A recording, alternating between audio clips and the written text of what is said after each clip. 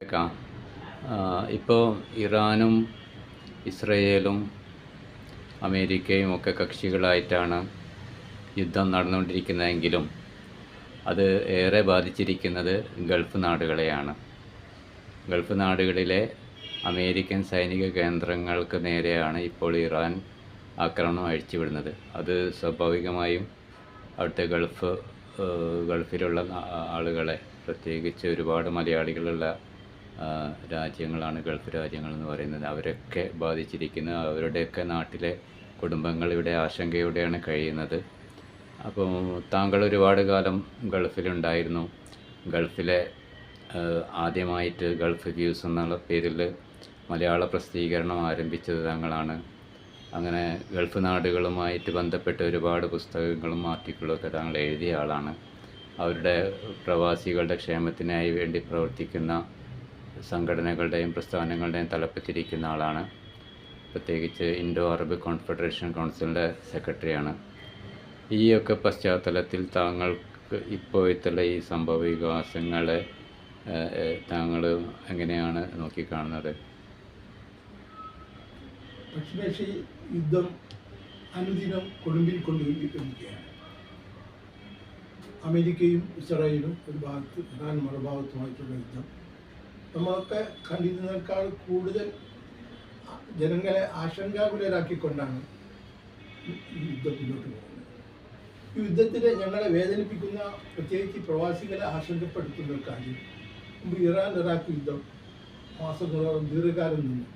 പക്ഷേ പ്രവാസികളെ, പ്രത്യേകിച്ച് അറബ് ഗൾഫ് നാടുകളിലുള്ള ഇന്ത്യക്കാരെ, അറബ് ഗൾഫ് നാടുകളെ, അവിടുത്തെ രാജ്യങ്ങളെ ഇത് അങ്ങനെ ബാധിച്ചിട്ടില്ല. പക്ഷേ ഇത് സംബന്ധിച്ചിടത്തോളം ഈ പശ്ചിമേഷ്യയിൽ കൊടുമ്പിരിക്കൊണ്ടിരിക്കുന്ന യുദ്ധം പ്രവാസികളെ, അതോടൊപ്പം തന്നെ കേരളത്തെ കൂടുതൽ ആശങ്കാകുലരാക്കിയിരിക്കുകയാണ്. അറബ് നാടുകളെ ആശ്രയിച്ചിട്ടാണ്, ഗൾഫ് നാടുകളുടെ രാജ്യങ്ങളിലുള്ള വരവ് ആശ്രയിച്ചാണ് കേരളത്തിലുള്ള സമ്പദ്ഘടന ശക്തിപ്പെടുന്നത് ഇവിടെ അനുദിനം തുടർന്നുകൊണ്ടിരിക്കുന്നത്. ഈ യുദ്ധത്തെ സംബന്ധിച്ചിടത്തോളം ഏറ്റവും പാനിക് സിറ്റുവേഷനിലാണ് അവിടെയുള്ള ഇന്ത്യക്കാർ, അതോടൊപ്പം തന്നെ കേരളത്തിലെ കുടുംബങ്ങൾ. ഇത് എങ്ങനെ അവസാനിക്കും എന്നതിനെ സംബന്ധിച്ച് ഇപ്പോഴും ആർക്കും വ്യക്തമായ രൂപം നൽകുന്നിരിക്കുന്നു.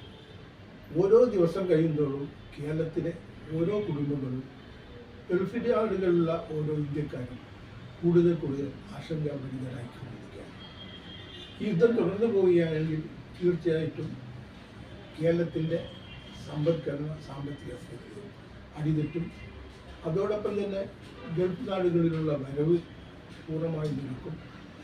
തീർത്ഥമായ ഒരു പ്രതിസന്ധി നാട്ടിൽ പറുതിയും കെടുതിയും ഒരു പ്രളയത്തിൻ്റെ ഭീകരതയും അഭിമുഖീകരിക്കേണ്ട ഒരു ഘട്ടത്തിലേക്ക് നമ്മൾ വരും. ഇതില്ലാതെ നിൽക്കാൻ നമുക്ക് പ്രാർത്ഥിക്കാനുള്ളതാണ്. മറ്റൊരു പ്രധാന കാര്യം പറയാനുള്ളത്, ഈ ഇന്ത്യ ഗവൺമെൻറ്റിലെ നമ്മൾ, അതോടൊപ്പം തന്നെ ഓരോ രാജ്യങ്ങളിലെ എംബസികളിൽ അഭ്യർത്ഥിക്കുകയും സ്വാധീനം ചെലുത്തുകയും ചെയ്യുക എന്നുള്ളതാണ്. ഇത് അവസാനിപ്പിക്കുന്നതിന് വേണ്ടി ഇന്ത്യ ഗവൺമെൻറ്റിൻ്റെ ഇടപെടൽ, ശക്തമായ ഇടപെടൽ ഉണ്ടാകണമെന്ന് അഭ്യർത്ഥിക്കുക എന്നതാണ്. പ്രത്യേകിച്ച് പ്രവാസികൾക്കും പ്രവാസി കുടുംബങ്ങൾക്കും ചെയ്യാറുള്ളത്. വാസ്തവത്തിൽ ഇതൊരു ദുരന്തമാണ് നമ്മളെ സംബന്ധിച്ചിടത്തോളം. കഴിഞ്ഞ ഒരു കാലഘട്ടത്തിലും അഭിമുഖീകരിക്കാതെ കൊറോണ പോലെയുള്ള കാര്യങ്ങളുണ്ടായിരുന്നു. പക്ഷെ ഒരു യുദ്ധവും നമ്മൾ ഇത്രത്തോളം ആഴത്തിൽ മുറിവേൽപ്പിച്ചിട്ടില്ല, വേദനിപ്പിച്ചിട്ടില്ല. നമ്മുടെ സമ്പദ്ഘടനയെ ഇത്രത്തോളം ഇളക്കിയിട്ടില്ല. ഇതില്ലാതെ പോകാനും അതോടൊപ്പം കൂടുതൽ കാര്യക്ഷമമായ രൂപത്തിൽ ബുദ്ധിപൂർവമായി കാര്യങ്ങൾ സമീപിക്കാനും ഉള്ള ശക്തി പ്രവാസികൾക്കും, അതോടെ തന്നെ ഈ പ്രതിസന്ധി തരണം ചെയ്യാൻ, ഈ പ്രതിസന്ധിയിൽ ആകുലരായിരിക്കാനും ഓരോ പ്രവാസി കുടുംബങ്ങളും ഉത്ബുദ്ധരാകണം എന്ന് മാത്രമാണ് എനിക്ക് പറയാനുള്ളത്. അതുപോലെ ഇപ്പോൾ എണ്ണയുടെയൊക്കെ ഒഴുക്ക് കുറച്ച് ദിവസങ്ങൾ കൂടി കഴിഞ്ഞാൽ നിൽക്കും എന്നാണ് ഇപ്പോൾ റിപ്പോർട്ടുകളൊക്കെ വന്നുകൊണ്ടിരിക്കുന്നത്. പെട്രോളും ഡീസലും LPG ഒക്കെ ഇപ്പോൾ നമ്മുടെ കേരളത്തിലടക്കം അതിനൊക്കെ ക്ഷാമം വരാൻ പോകുന്നു എന്ന വാർത്തകളൊക്കെ വന്നുകൊണ്ടിരിക്കുന്നു. അപ്പോൾ ഈ ഒരു സാഹചര്യം വന്നാൽ ഉണ്ടാവുന്ന പ്രത്യാഘാതങ്ങൾ, അതിനെക്കുറിച്ചൊക്കെ താങ്കൾക്ക് എന്താ പറയാനുള്ളത്?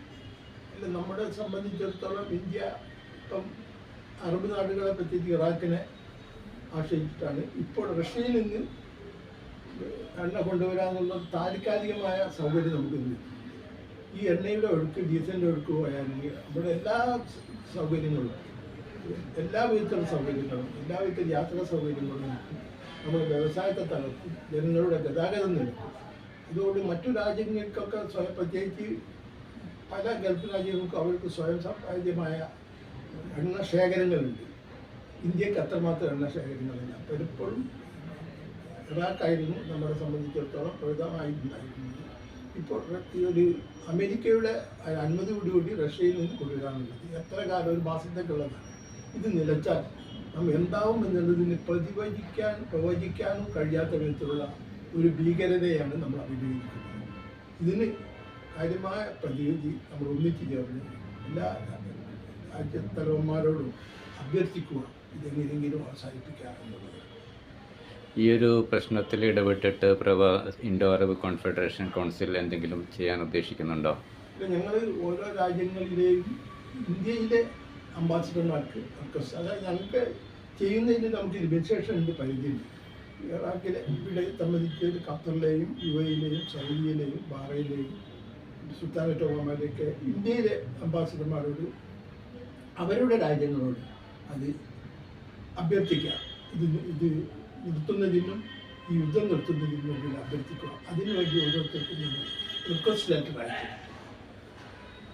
Okay, thank you.